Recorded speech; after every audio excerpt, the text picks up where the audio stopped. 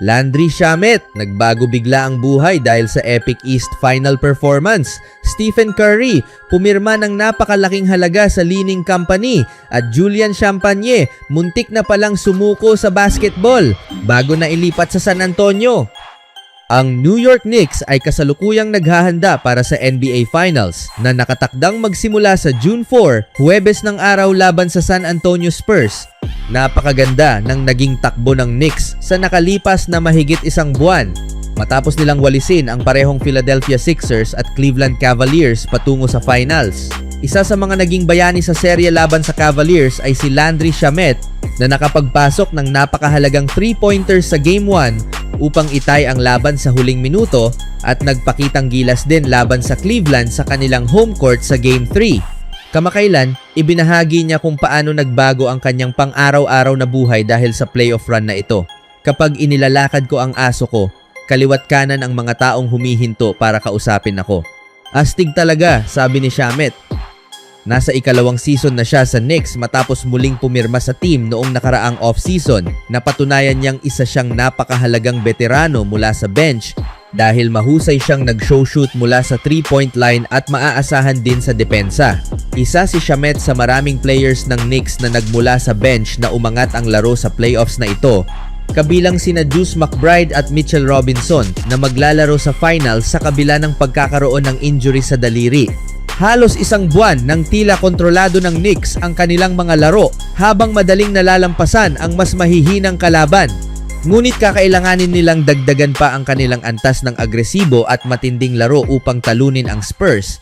Nakagagaling lamang sa isang matinding 7 larong serye laban sa naghaharing kampyon ng NBA na Oklahoma City Thunder sa Western Conference Finals. Posibleng ang seryeng ito ang magpakita kung aling bench unit ang mas epektibo at may mas malaking maiaambag sa kanilang teams. Maaaring maging mahalagang salik si Shamet sa pagbibigay ng kalamangan sa New York dahil sa kanyang kakayahang umiskor at magbigay ng enerhiya sa laro. Kung magiging mahusay ang kanyang performance, maaari itong makatulong sa pagkuha ng momentum ng Knicks. Sa sumunod na balita naman, ang point guard ng Golden State Warriors na si Stephen Curry ay nagtapos ng kanyang kontrata sa Under Armour noong nakaraang taon sa Nobyembre. Mula noon, opisyal siyang naging free agent para sa isang shoe deal matapos ilabas ng Under Armour ang huling pairs ng sapatos sa ilalim ng Curry brand noong Pebrero. Ngayon, lumalabas na mayroon ng bagong kasunduan si Curry sa kumpanyang Chino na Li-Ning.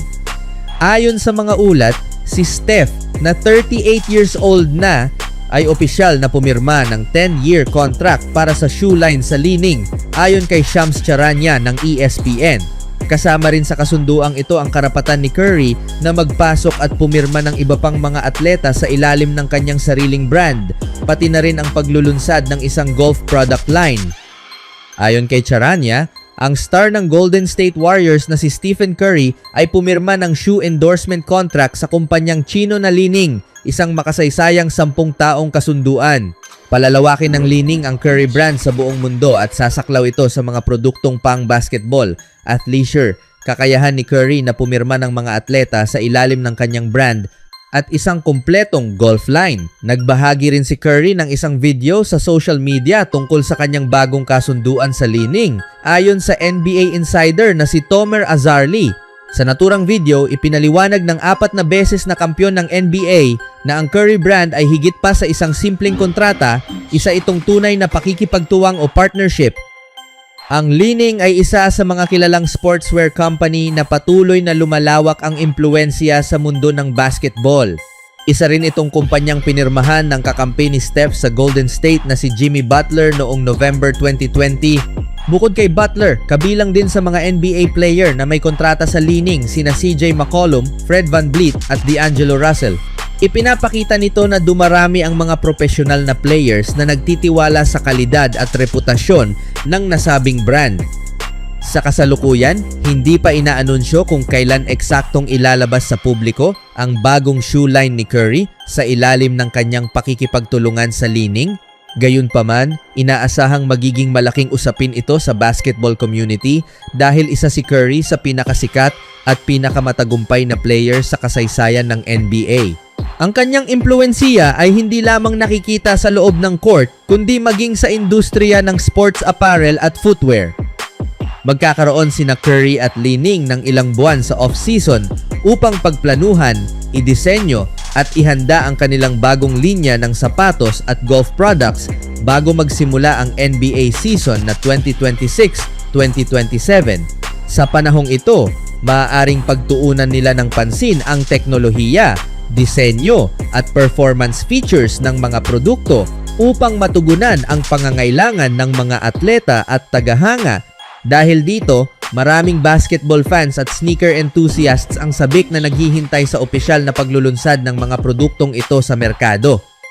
Sa huling balita, ang wing ng San Antonio Spurs na si Julian Champagnie ay naghatid ng isa sa pinakamagagandang laro sa kanyang career sa Game 7 ng Western Conference Finals laban sa Oklahoma City Thunder.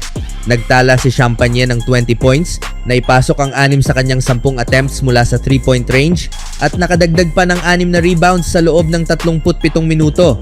Malaki ang naging ambag niya sa panalo ng San Antonio sa korte ng OKC na tumulong sa Spurs na maalis ang Thunder at makapasok sa NBA Finals. Kaunti lamang ang makapag-aakalang mapupunta siya sa ganitong posisyon 3 taon na ang nakalipas nang siya ay tanggalin ng Philadelphia Sixers upang mabigyan ng pwesto si Mac McClung. Sa panahong iyon, tila malaking dagok sa kanyang career ang pagkawala ng pagkakataong manatili sa team.